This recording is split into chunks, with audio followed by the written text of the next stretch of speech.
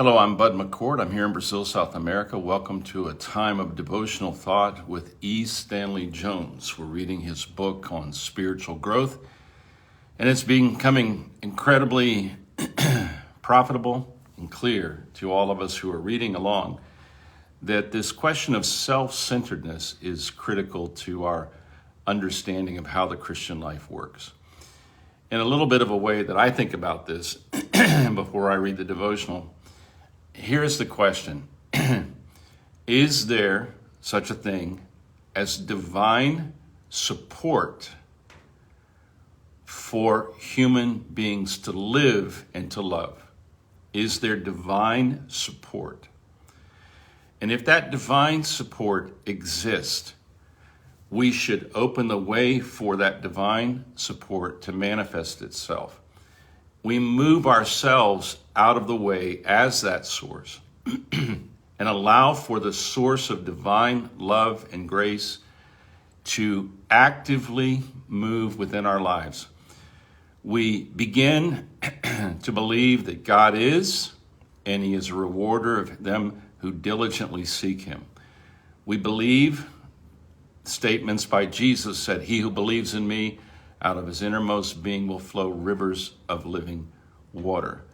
We understand that there is a divine support for a certain kind of life and behavior, which Jesus describes in the Sermon on the Mount, and Jesus manifested in his time here on earth.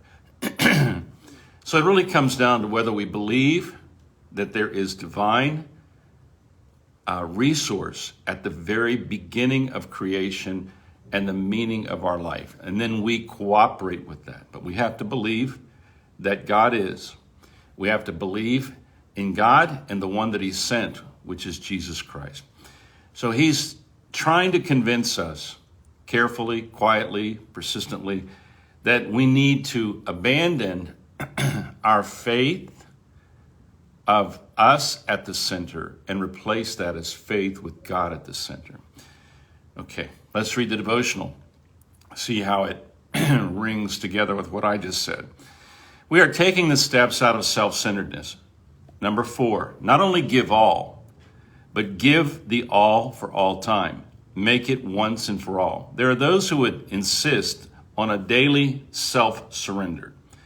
There is a truth in the necessity of a daily surrendering of the self, but the daily surrendering of the self has no meaning if at the basis of it there is not a once-for-all giving. Suppose a husband or a wife should say to the other, "Dear, let's get married over again today." The other would be shocked. The basis would be shaky. No, a real marriage is a once-and-for-all business. It is a mutual self-surrender with no reservations. Then and only then it is a real marriage. But around that central once and for all giving, there can be a daily self-surrender. For the all which you give is an unfolding all. You see new areas where this thing, that thing, or the other thing comes under the initial giving. So it is absolute and yet unfolding. It is complete and yet never complete. It takes a very short time to be married, a few minutes, and it's over.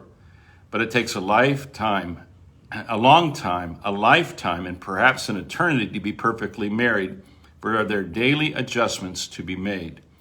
A daily fitting in at deeper and deeper depths and in wider and wider areas.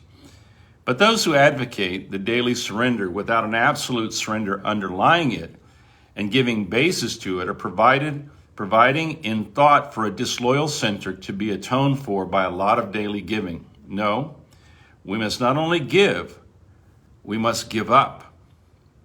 Jesus said to the tempter, "Begone, Satan. It is written, you must worship the Lord your God and serve Him alone." Matthew 4:10. Then at this, the devil left him. The word alone was decisive. The devil left when Jesus used that word, as there is no toehold in him. But later in Gethsemane, Jesus had to relate this once and for all giving to a specific issue. "Father, if it is be possible, let this cup pass from me. Nevertheless, not as I will, but as you will." On that specific issue, He surrendered his will, a will that was perfectly surrendered to the Father. It was absolute and yet continuous. So this is the prayer that comes from this meditation for Stanley Jones. He says this: "O Jesus, teach me your secret of the alone and yet continuous, for I need that lesson." Amen. Affirmation for the day: in my all are many little alls. I'll let God have them as they unfold. I like his illustration. I like his careful making this real to us as he tries to explain it with using marriage, because that's a great illustration of Christ and the church, because the church is the one that's given to Christ, and there's a marriage supper of the Lamb. That's a truly biblical position. But here's what came to my mind as I read this last night and again this morning, and that is that we either live in a universe that is governed by what one author called competent love, or we live in a universe where we do the best we can. It seems to me that there is or is not a God is the initial question. And so when Christ comes and he dwells among us, and we behold him as the only begotten Son of God, full of grace and truth, we have been given a perfect illustration of the existence of continuous love. It exists. I know that you've probably seen, as I have seen, the beautiful new images coming from our photographs of the universe or the galaxies. It's an incredible machine that's out there taking all these pictures. And when we see the size of our universe, we may think that the size of the universe is the biggest fact that we can ever deal with. But I think that the biggest thing in the universe is love.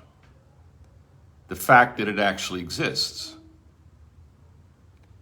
So to me, it doesn't matter if the universe is 300 million miles away or it's so big I can't even begin to express how big it is. But one thing I always think about is, no matter how far out we go, will we ever find anything out there better than love? No matter how far we go out there, will we ever find anything better than Jesus? No matter how far we go out there, will we ever find anything better than pure love? That's the challenge I give to a lot of people who say to me, well, I don't believe in God because the universe is so enormous, and I think you're making our planet way too important here where we live in this little tiny speck in the middle of nowhere. Yeah, but if we saw the highest manifestation of love on this planet, then what our planet served for is a place where someone can see just how far love would travel to get to us. My experience as a human being is I've never seen anything in this world better than love. Genuine, authentic, continuous love. And the idea that love is at the root of this universe makes me want to sing or weep for joy.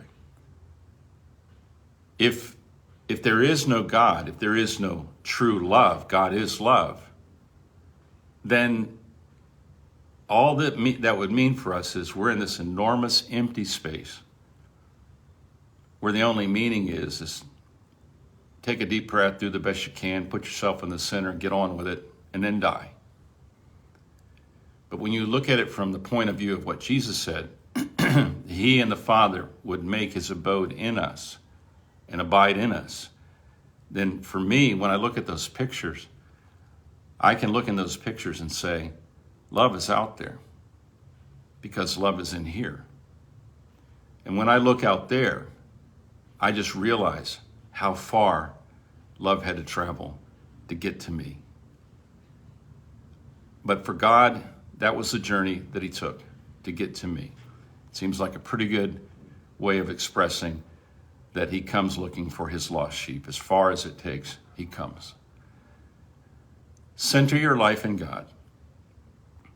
If you want to join the true reality that gives meaning to life, and that is to love God with all your heart, soul, mind, and strength, and love your neighbor as you love yourself.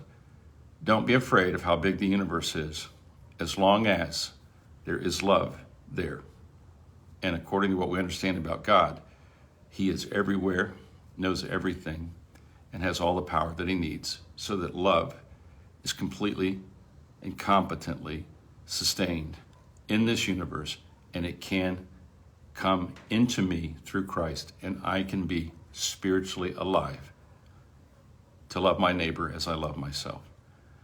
To me, that gives great meaning. I hope it gives meaning to you as well. Today's Friday. We'll see you again on Monday. We're going to keep reading a little further with E. Stanley Jones. Maybe a little bit later on we'll move to another kind of devotional, but at least you will have gotten to know E. Stanley Jones really, really well. God bless you. Thank you for being a part of this devotional moment for this day. God bless you.